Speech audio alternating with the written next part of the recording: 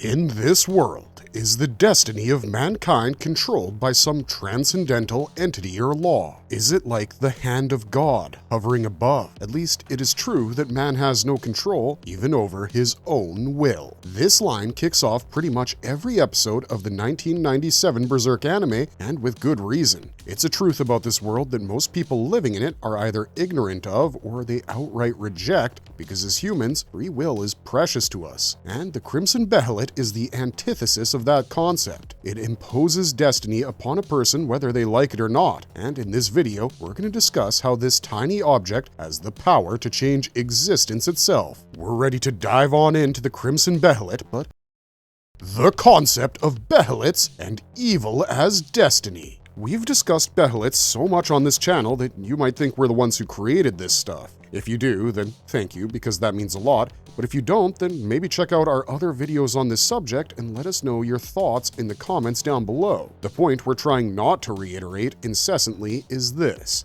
Behelits are objects that govern human fate, but from the perspective of evil. The concept of morality has two sides, broadly speaking, good and evil. Good morality can be thought of as the strength to do the right thing and the maintenance of personal integrity in a world that constantly forces you to go in the opposite direction. Evil morality is much simpler to define because it can be summed up in one rather frequently recurring phrase. The end justifies the means. The idea of evil, not the entity that exists in Berserk, we're not there yet, but just the idea of evil is highly subjective. To us, the ancient Aztec ritual of sacrificing people to appease the sun god is as immoral as it gets. How can you justify taking a person's life just to ensure natural forces continue to function the way they do? If the Aztecs had access to modern science, they'd know that there was no need to perform human sacrifices because celestial bodies move thanks to cosmic forces such as gravity, not human sacrifices. But in a culture that doesn't have any access to such information, the act of not sacrificing a human to appease the sun god could be seen as equally immoral, because to the best of their knowledge, human sacrifice is what's keeping the sun in the sky.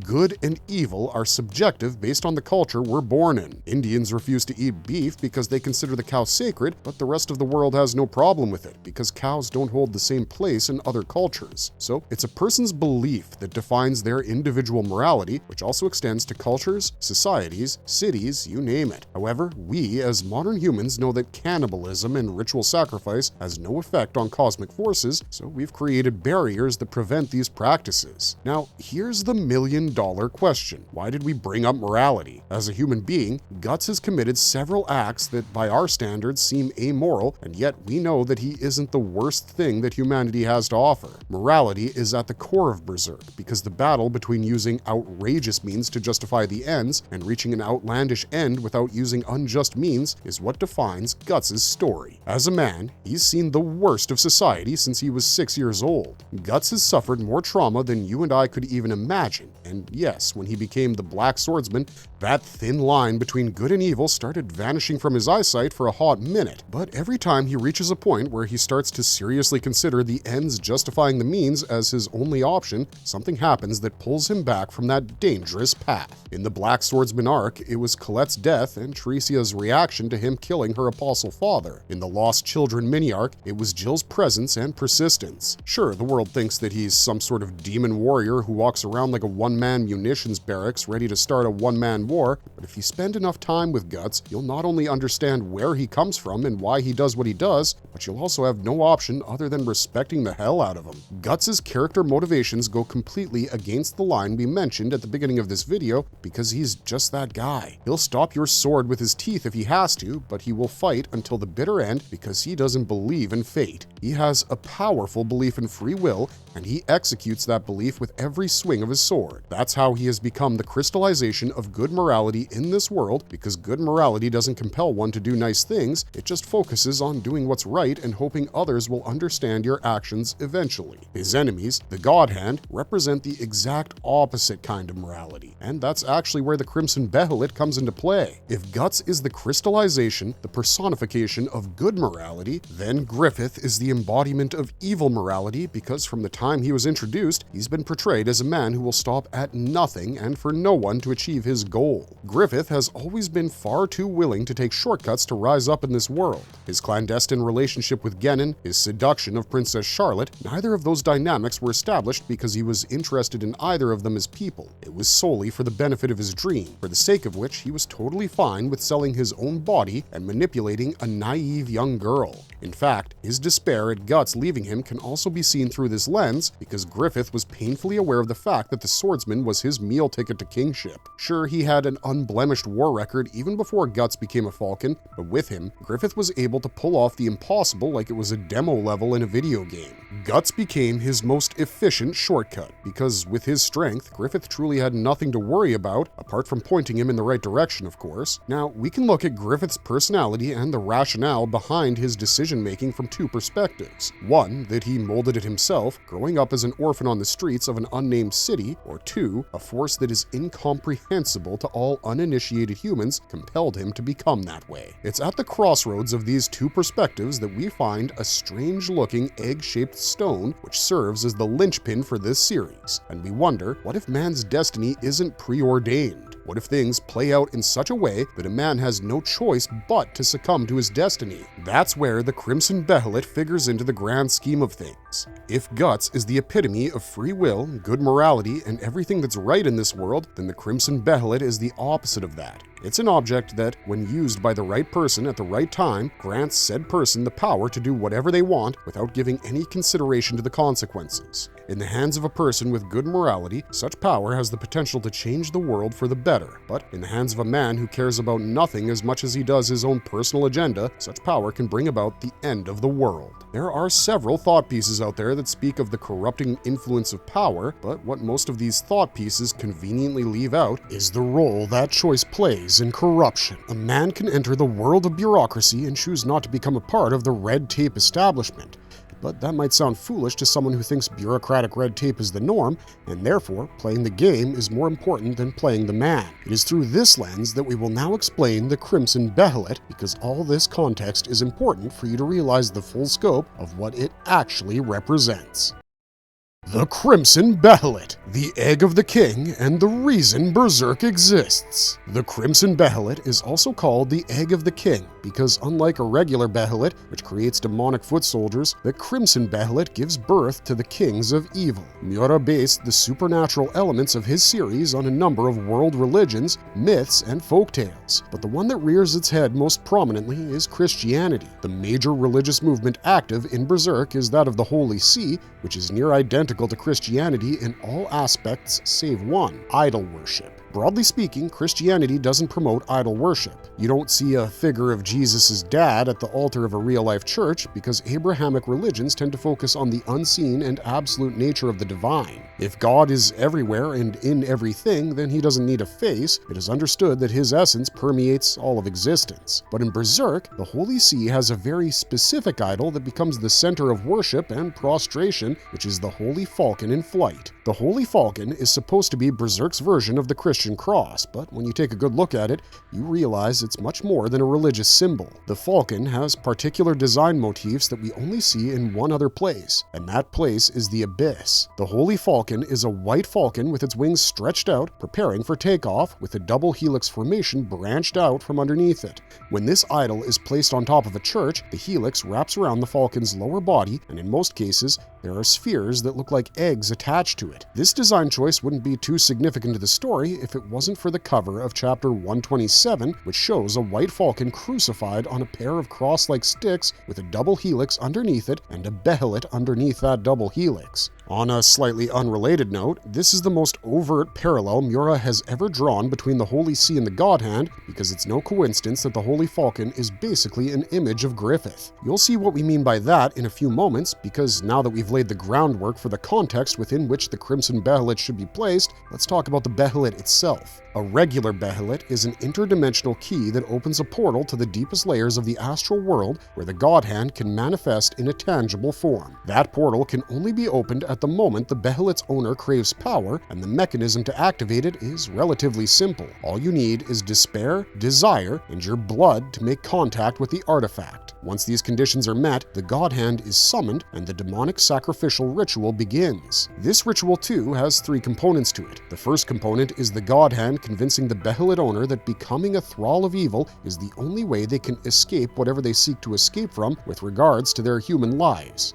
The second component is convincing the Behelit owner to sacrifice those who define their souls. Once that's done, the Behelit opens a fissure in the target's heart, which is then pumped with the power of evil, transforming the human into an apostle. The third and most important component is the completion of the ritual via the devouring of the intended sacrifice, and the reason this is important is because the sacrifice's soul ends up becoming an astral battery for the apostle. Most apostles only sacrifice one person at a time, as evidenced by the Slug Count's Tale of Ascension, but there are cases where a prospective apostle has sacrificed more than one person, and such apostles are exponentially stronger than their soul sacrifice counterparts. For instance, in the Flame Dragon Knight light novel, which tells the tale of Grunbeld the Flame Dragon Knight and how he became Grunbeld the Flame Dragon Apostle. Now, the only other apostle whose ascension ritual we'd seen up until that point was Slug Count, so we assumed that there was a hard one-person cap on the number of sacrifices an apostle could make. But in the Grunbeld light novel, the Flame Dragon Knight sacrifices all 3 of his closest friends to obtain one of the most monstrous forms in the entire series. One of those friends was also a priestess with a Sonya-esque ability to sense astral happenings, so one could argue that it was her sacrifice that turned Grunbeld into a corundum-skinned dragon, literally. That priestess also kept foreshadowing Grunbeld's eventual ascension throughout the novel, so there's something to be said about that as well. But the point here is, Grunbeld turned into his apostle form and then devoured his friends to seal the deal. And the logic we're using here is actually quite simple. If the Behelit opens a fissure in a prospective apostle's heart, then we need something to plug that fissure and contain the energy so the apostle can remain functional, because ultimately, apostles operate in the physical world, and in the physical world you need a body. The only way you can manifest as a spirit is if you're in a region that's sensitive to astral activity, or if someone bearing the brand of sacrifice enters your vicinity, because that thing is a magnet for all kinds of astral monsters. So the fissure creates the apostle, and the sacrifice both fuels and sustains it. If an apostle is at death's door, the God Hand might offer them a chance to ascend again, but it will require another sacrifice. Should they fail to make that sacrifice, the plug from their original sacrifice vanishes, and their souls are pulled into the abyssal vortex. Now, you'd think that once an apostle dies, their Behelit would go with them, right? Not exactly. An apostle's death does nothing to a regular Behelit, because it's simply reassigned to another person once it's used. We've seen Guts carrying Slug Count's Behelit for over 300 chapters now, and at no point is it mentioned that he can't use it. Even Flora, the best magical expert we've seen so far, tells him she wishes it would leave his hand ASAP because she can't determine whether or not it's meant for him. And this is after he tells her he got it from a fallen apostle. So a regular Behelit, in theory, continues to exist in the physical world forever, cycling through apostles, being used by every Tom, Dick, and Harry that causality sees as a fitting foot soldier. But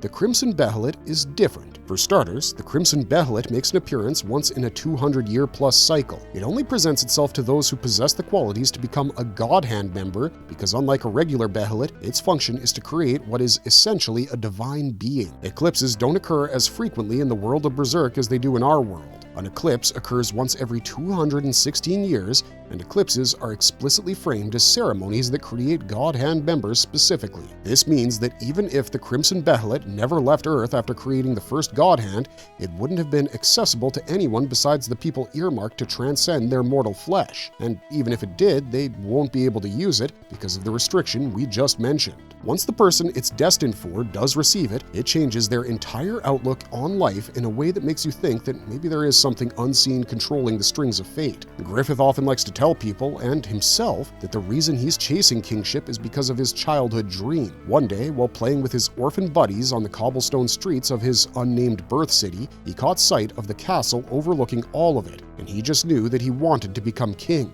But a dream is only a dream unless you take action. And what compelled Griffith to take action wasn't just his dream, it was also the prediction of a gypsy fortune teller. See, Griffith often deals in half-truths whenever he talks about something because he knows the value of manipulation. What makes it even more surprising is that during the first chronological appearance of the Crimson Behelit, he flat out admits his ambition is partly fueled by the object in his possession. When he was a child, presumably soon after he acquired his dream, Griffith met that fortune teller we were talking about, and she handed him the Crimson Behelit while telling him that it had the power to grant him the world itself. The only price he'd have to pay was his flesh, blood, and soul, and considering those were the only things he had on him as a broke orphan, Griffith readily accepted the thing. It was after getting this assurance that keeping the Behelit with him would give him the world that Griffith started taking his world domination quest seriously, and he kept the artifact itself around his neck to both protect it and keep his faith in it alive. He never says that he believes it's a good luck charm, but we see Griffith gripping it many times during the Golden Age, which implies that he does. In fact, the way he clings to the Behelit when he hears Guts is fighting Zod, it's as if he feels his entire plan hinges on the future it predicted for him, and boy oh boy is he right about that. Because when his master plan to seduce Princess Charlotte unravels thanks to his own ego, Griffith realizes he has no other avenue to get back on track apart from the Behelit. His body is broken, his glib tongue has been taken from him, his pretty face has been slashed open like he's in a slasher flick, and his words, looks, charisma, and fighting skills were his primary tools. He was banking on his personality and abilities to get him the throne, so when those were taken from him, he made the conscious decision to put his future in the hands of fate. In Chapter 49, Griffith is visited by the God Hand, who promise him power unrivaled if he can just cling to life a while longer. They use a mass of deceased and tormented souls to contact him, and when these souls call him a prince, the tongueless, borderline insane Griffith smiles. He smiles because becoming a prince is the first step to becoming a king, and fun fact, Griffith actually means prince in Welsh. So, from an observer's standpoint, this was the moment that started pushing him towards his evil destiny, and throughout his escape from Midland, instead of feeling grateful for having such excellent friends, Griffith chooses to focus on just how powerless Guts makes him feel. He rejects his current predicament hard, and that's understandable for a guy who just a year ago was on track to becoming the youngest general in history. But that doesn't justify what he does to his friends. After realizing he'd lost the Band of the Falcon to Casca and Casca to Guts, Griffith's original dream, the one he quote-unquote chose to work towards, comes back to him. A healthy version of himself appears in front of his eyes and tells him that the sacred play isn't over yet. Griffith commandeers a wagon using nothing but his teeth to steer the horses, and when he inevitably gets knocked off his perch,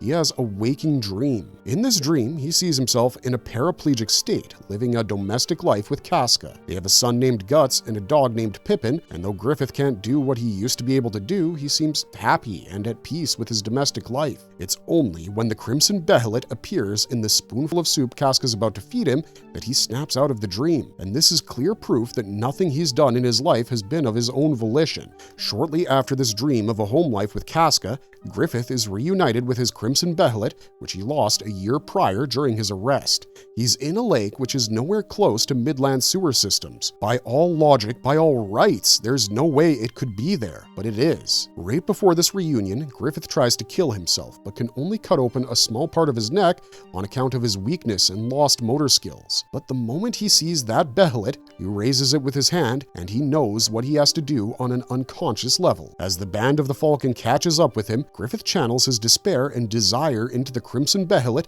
via the blood that it's soaking in, and this triggers the Eclipse. After a bunch of back and forth between him and the God Hand, where the God Hand puts in an extra dedicated shift of mental manipulation, Griffith concludes that he has always been the kind of man who will let thousands die for his own ambition and accepts the offer to join their ranks. Only when he does this, things don't play out like they do during an apostle ceremony. Instead of 1 or 2 or 3 sacrifices, the Crimson Behelit demands hundreds of them, because its function is inherently different from a regular Behelit. If the regular Behelits create the biblical legions of hell, then the Crimson Behelit creates the kings of hell, and it does so by changing the very existence of its chosen one. A regular Behelit opens a fissure in a person's heart, which is plugged by their sacrifice so they can operate in the physical world. But when a prospective God Hand member accepts their deal, the entire body is enclosed in a rebirth cocoon. Their soul descends to the very depths of the astral world, while the souls of their sacrifice sacrifice pierce through it. Finally, they reach the idea of evil, and after a brief conversation where they realize that none of their actions were ever truly their own, the prospective God Hand members submit to the idea's supremacy and are transformed into metaphysical deities in exchange. As Femto, Griffith doesn't have a body of flesh, but like we mentioned a few minutes ago,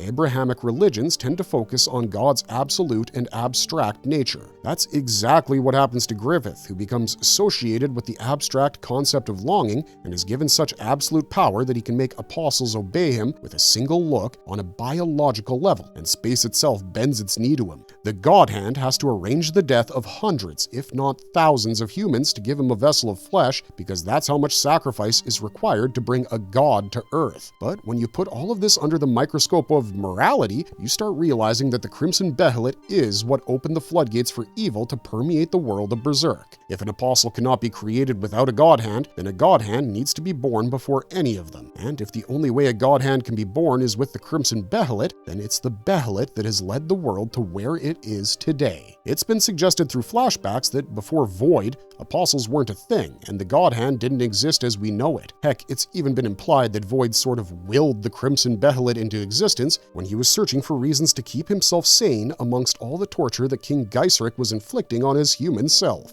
We wouldn't be surprised if it's revealed that Gaisric had him crucified but kept him alive, because that would fit all of the biblical references that Mira has made with the God Hand and the Holy See. And above all, the Crimson Behelit leads to the fulfillment of an ancient prophecy, at the heart of which lies the Holy Falcon. This comes from the deleted chapter 83, where we discover many of the reasons for why the world of Berserk is the way it is, but what we want to focus on is the fact that Griffith was told flat out that nothing about his life went the way he wanted it to. It was all by design. And the designer? The idea of evil. The idea of evil is the god that powers the God Hand and the apostles. It resides in the hellish abyss, and from there it weaves the fate of every man, because according to the idea, it was born thanks to mankind.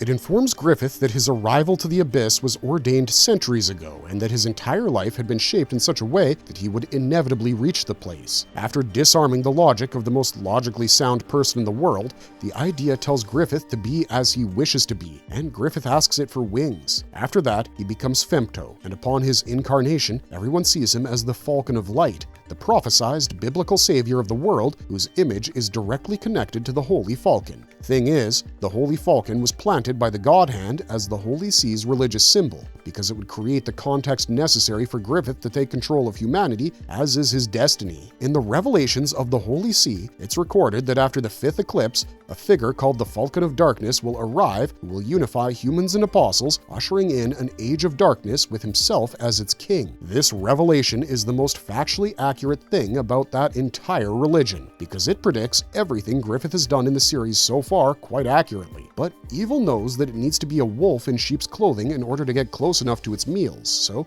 the idea planted the Holy Falcon, and that idea wouldn't have occurred to the idea had Void not used the Crimson Behelit in the first place. So the Crimson Behelit is not only the most powerful artifact in Berserk, it's the very reason this series exists in the first place. Without it, there's no God Hand to channel the true essence of evil, and there's no blueprint to create the thousands of regular Behelits that have spilled over from the astral world to the physical world over the centuries. It is the encapsulation of the extreme lengths to which people who justify their means by pointing towards their end will go to in order to reach that end. Griffith was ready to give up on his dream. When he was imprisoned, he acknowledged that Guts was growing brighter in his mind as the castle was vanishing. It was right after this acknowledgement that the God Hand visited him to keep him on track with regards to his destiny. During his Eclipse ceremony, Griffith was forced to accept that his only path to kingship was to pile up corpses of thousands, even millions of people, because this was his only means to reach the end he wanted for himself. Griffith didn't even fight this assertion that hard. He was sort of shocked by it at first, and then he became convinced that he was a cold-hearted killer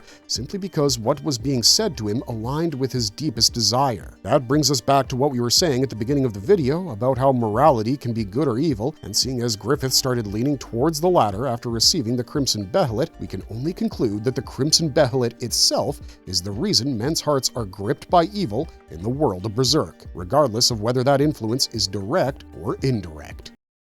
Marvelous verdict! And that's it for this video. Let us know your thoughts on our analysis of the Crimson Behelit and how it's responsible for everything Berserk related down in the comments section below. Like, share, and subscribe to Marvelous Anime for the best Berserk content on YouTube, and we'll see you guys soon with a new video. Until then, stay safe and keep struggling, strugglers.